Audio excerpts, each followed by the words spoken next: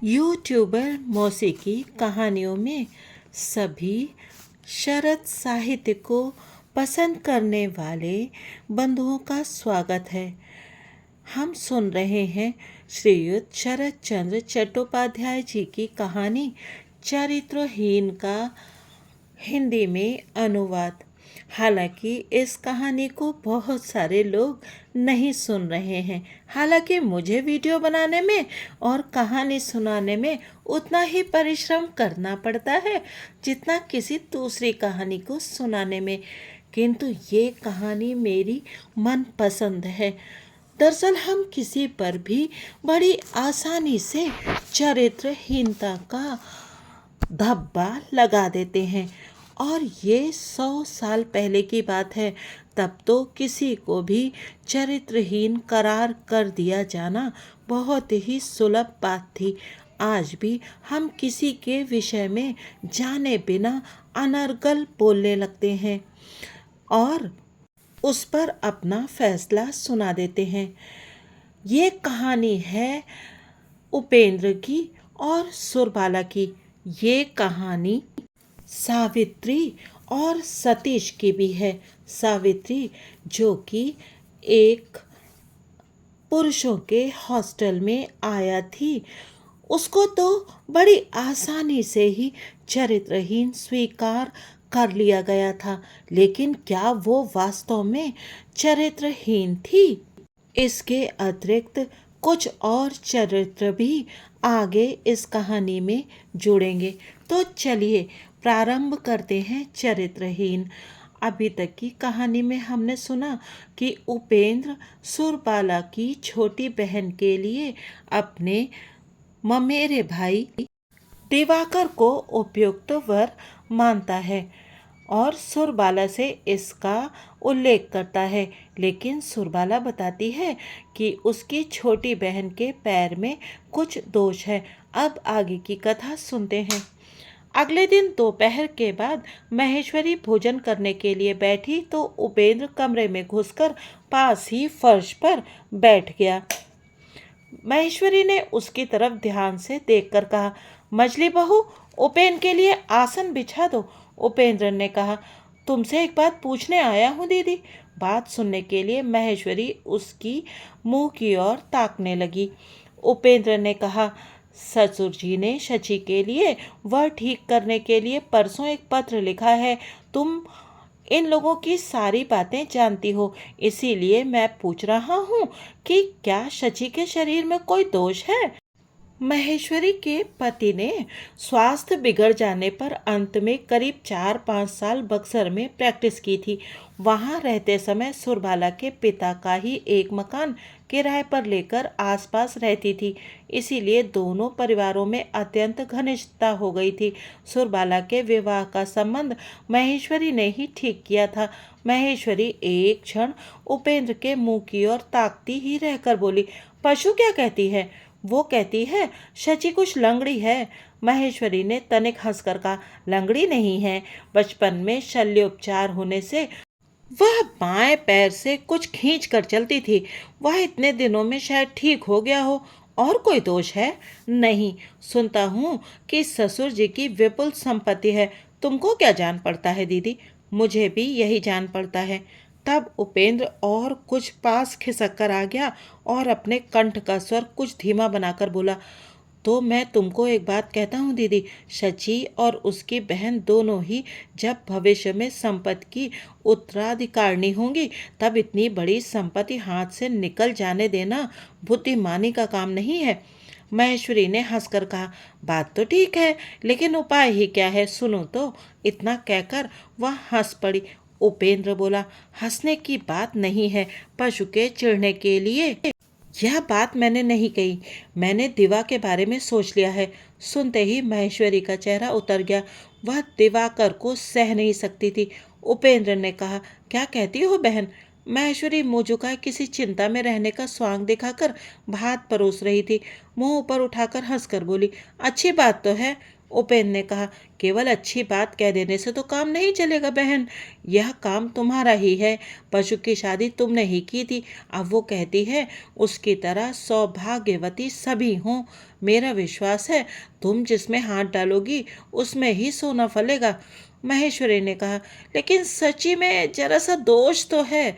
उपेंद्र ने कहा, है, इसीलिए तुमसे हाथ डालने के लिए कह रहा हूँ। तुम्हारे पुण्य से सब दोष मिट जाएंगे। उपेंद्र की बातों से महेश्वरी का दिल पसीजता जा रहा था। उसने कहा, लेकिन उपेंद्र, दिवाकर का मिजाज मेरी समझ में नहीं आता। घर में रहते हुए भी वह मानो घर छोड़ने वाला पराया है। इसी कारण डर लगता है पीछे कहीं इतनी ही त्रुटि को लेकर अंत में एक भारी अशांति न खड़ी हो जाए। फिर एक बात और है, क्या दिवाकर राजी होगा? होगा क्यों नहीं दीदी, इस संसार में उसका अपना तो कोई भी नहीं है। यह सुविधा छोड़ देना केवल मूर्खता ही नहीं पाप भी है। माहेश्वरी हंसकर बोली, यह क्या तुम्हारा वकालत का पेशा है उपेंद्र, कि केवल मुवक्किल के रुपयों पर दृष्टि रखकर और सब तरह से मुंह फेर लोगे? पसंद नापसंद भी तो कुछ है। उपेंद्र बोला, है तो रहने दो दीदी, जो लोग इसी को लेकर उलटफेर करना चाहते हैं वे भले ही करें, लेकिन हम लोग उस दल में माना नहीं चाहते। और सची जैसी लड़की जिसे पसंद न हो उसका तो विवाह करना चल ही नहीं सकता।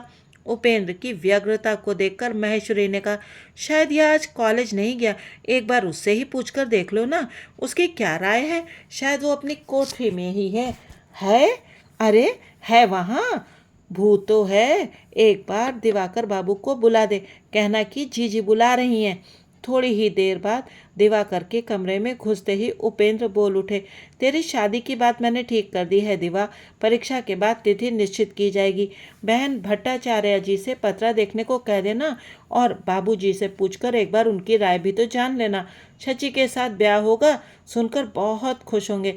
तू मुँह बाय क्या देख रहा है? तेरी छोटी भाभी की बहन है शची, उसको तूने देखा नहीं है? देखा नहीं है तो शची को देखने की आवश्यकता भी नहीं है। अभी थोड़ी ही देर पहले मैं बहन से कह रहा था कि वैसी लड़की को जो पसंद नहीं करता उसकी शादी ही नहीं करनी चाहिए। बचपन में बाएं पैर में घाव की चीरफाड़ हुई थी, इसीलिए उस पैर को जरा खींच कर चलती थी। उस बात पर अभी अभी मैं बहन से कहने जा रहा था कि जरा सा दोष, थोड़ी सी त्रुटि यदि आत्मीय होकर दिवाकर क्षमा नहीं कर सकता तो दूसरा कोई कैसे करेगा।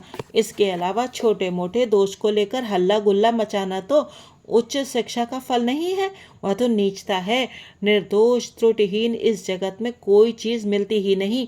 ऐसी चीज़ की आशा करके बैठे रहना और पागलपन एक ही बात है। देवा इस बात को समझता है और तुमसे कहता ही क्या है बहन, दिवाकर के साथ शादी होगी, सुन लेने पर सुरबाला के आनंद की सीमा ही नहीं रहेगी। ओह, शायद तेरा समय नष्ट हो रहा है, तो तू इस समय जा, मैं भी ससुर जी को पत्र लिखता हूँ। इतना कहकर उपेंद्र उठे और महेश्वरी को इशारा करके चले गए। महेश्वरी भात चलाने लगी और दिवाकर अवाक होकर खड़ा रहा। बड़ा तूफान जैसे खरपतवार, धूल बालू सब उड़ाकर ले जाता है, उपेंद्र वैसे ही विघ्न, बाधा, आपत्ति, अस्वीकृत को अपनी इच्छा के अनुसार उड़ाकर लेते गए। मौन होकर दोनों यही सोचने लगे। बहुत देर तक भी जब कोई बात नहीं उठी तब दिवाकर बोला, ये सब क्या है जीजी? महेश्वरी ने कहा, सब तो तूने सुन ही लिया। दिवाकर ने पूछा, इतनी हड़बड़ी क्यों? महेश्वरी ने कहा, शची के विवाह की उम्र बीत रही है और अगले बरस एकदम ही लगन नहीं है। इसके बाद दिवाकर के दिमाग में कोई भी बात नहीं आई, किंतु उसको याद आया उपेंद्र इस समय पत्र लिख रहे हैं। थोड़ी देर बाद ही आवश्यक पत्र को लेकर नौकर डाक खाने दौड़ जाएगा। वह किसी भी दिन विवाह न करेगा, यही उसके जीवन का संकल्प रहा है। वह संकल्प इस तरह एकाएक एक खिंचाव से उड़ता चला जा रहा है। यह स्मरण आते ही वह घबराकर उपेंद्र के कमरे की ओर चला गया। कमरे में घुसते ही सुरबाला अपने अप्रसन्न मुंह पर सिर का कपड़ा खींचकर अलमारी के किनारे हट गई। उपेंद्र मेज के पास कागज कलम लेकर बैठे हुए थे। मुंह उठाकर उन्होंने पूछा, फिर क्या? दिवाकर जो कुछ कहने आया था उसको अच्छी तरह सोचने विचारने का समय भी नहीं मिला और उस आंचल का एक छोर अलमारी के एक तरफ दिखाई देने लगा। वह चुपचाप खड़ा रहा। उपेंद्र ने पूछा, क्या है रे? दिवाकर ने कुछ न कहकर अलमारी की तरफ दृष्टि फेरी।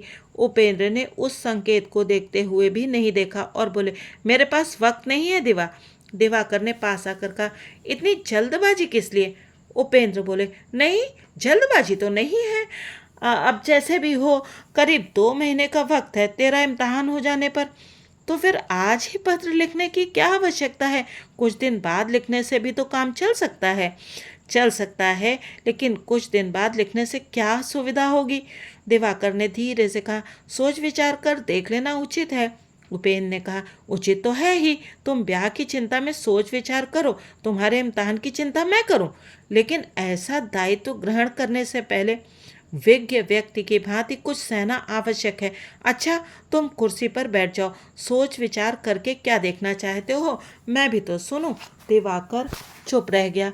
उपेंद्र ने कहा, देखो दिवाकर, कोई भी बात क्यों ना ली जाए, अंत तक सोच विचार करना मनुष्य की शक्ति में नहीं है।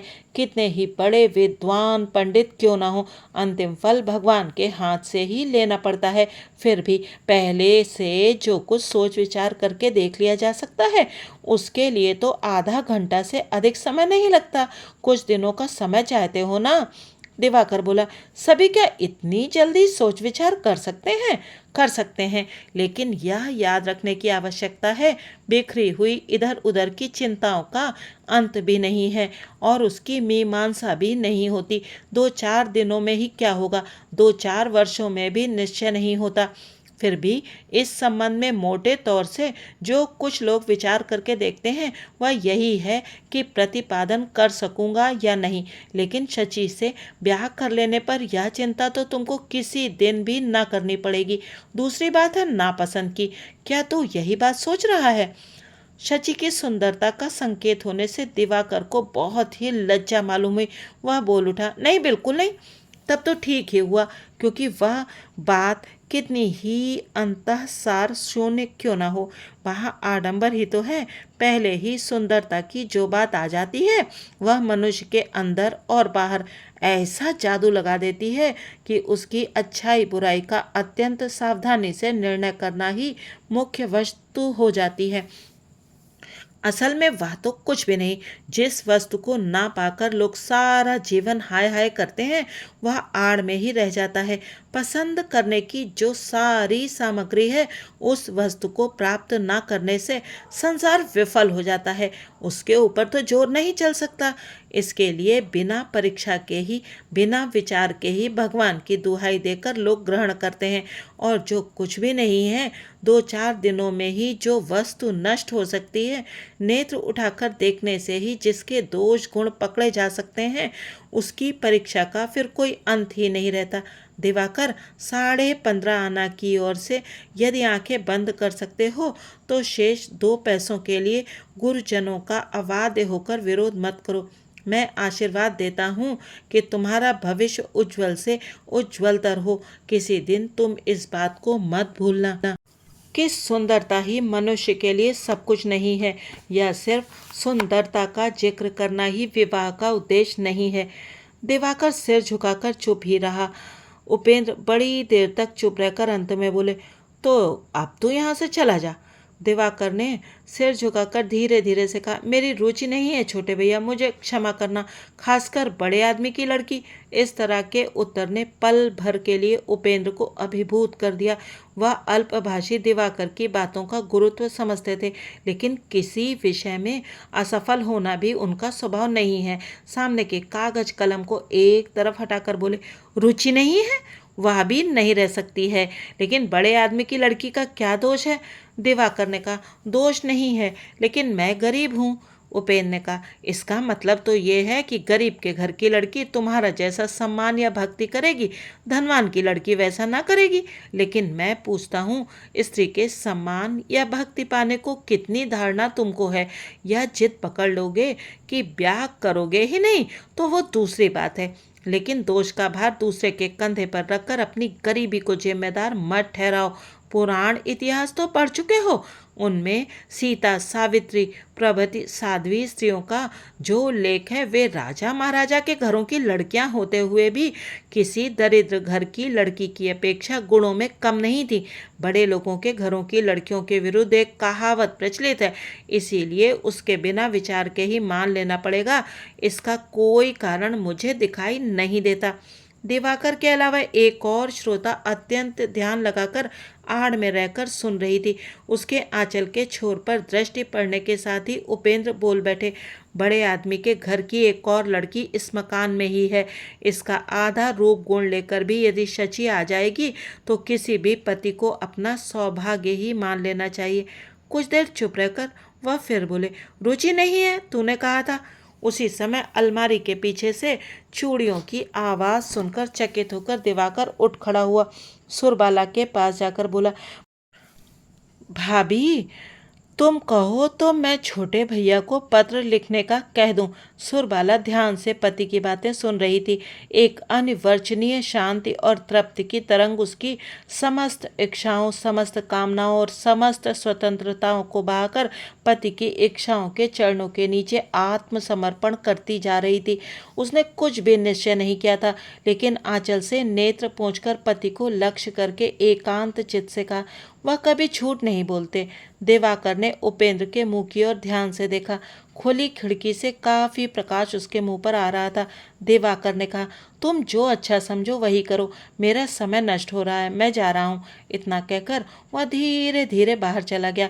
उसके चले जाने पर सामने की आराम कुर्सी पर आकर सुरबाला बैठ गई।